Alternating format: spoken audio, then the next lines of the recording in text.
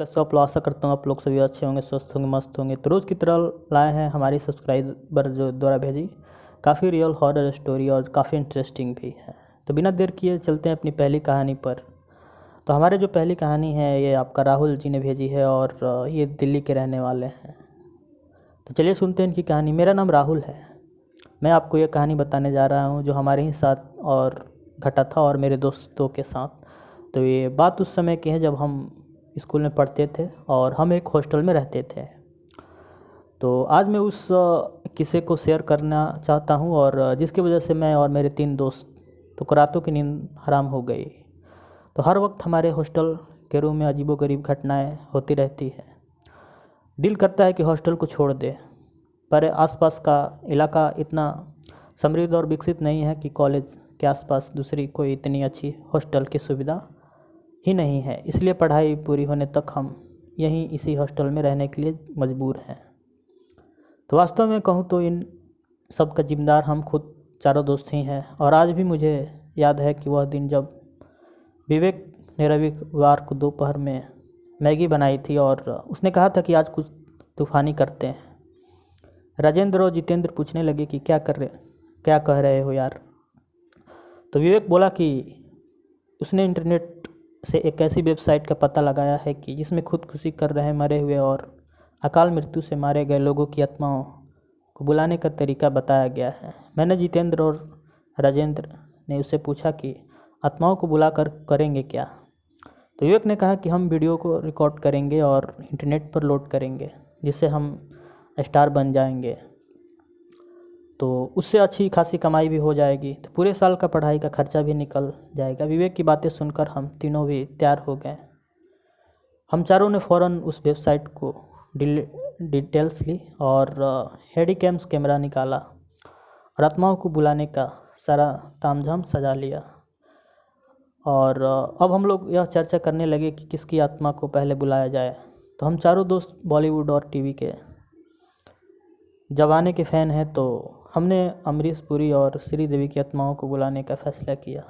हम लोगों ने सोचा कि उनकी मौत का रहस्य दुनिया के सामने उजागर होने पर हमारा वीडियो इंटरनेट पर वायरल हो जाए, लेकिन किसे पता था कि आगे चलकर यह हमारी ज़िंदगी की सबसे बड़ी गलत साबित हो जाएगी।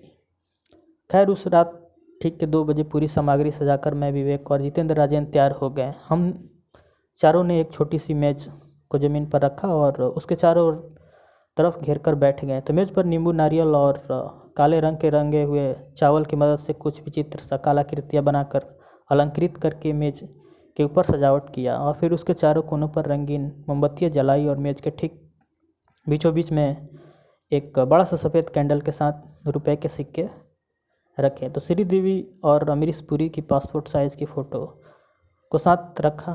तो ऐसा करने के बाद हमने पहले श्रीदेवी की आत्मा को बुलाने के लिए मंत्रोच्चार किया।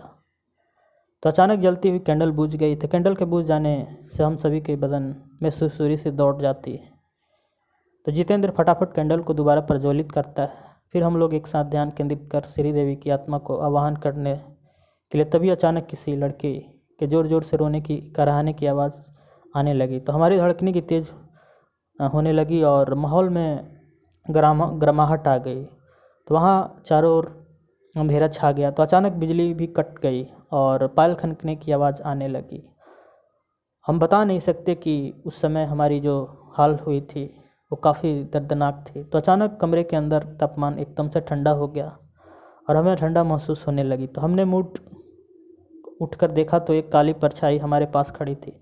कुछ भी बोलने का साहस नहीं जुटा पा रहे थे, इसलिए हम सभी एक दूसरे के आंखों में बातें कर रहे थे। तो हम लोग उस तरफ ध्यान हटाकर दूसरी आत्मा को बुलाने पर केंद्रित किया।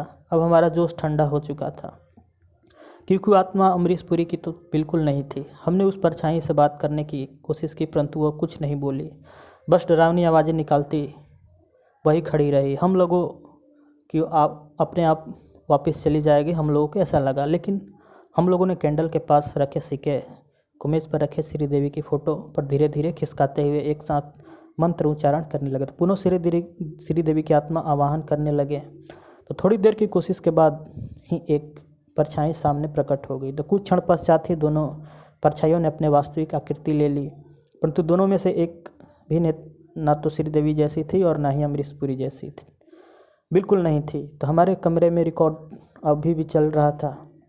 तो हम लोगों ने सोचा कि अमरीश पुरी की आत्मा एक बार महबूब खुश हुआ और श्रीदेवी से हवा हवाई वाला डायलॉग सुनेंगे और कैमरे में रिकॉर्ड कर ये इंटरनेट पर वायरल कर देंगे। तो लेकिन हमारे किसी भी सवाल का जवाब उनमें से किसी भी आत्मा ने नहीं दिया।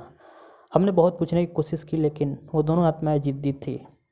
हम अब इस खेल से उबने लगे थे। तो मैंने सोचा कि अब इन आत्माओं को वापस भेज देते हैं, और वैसे ही कोशिश करने के लिए हाथ बढ़ाए कि उनमें से एक आत्मा ने मेरा हाथ पकड़ लिया और जो हुआ उसे देखकर हमारी रूह कांप गई।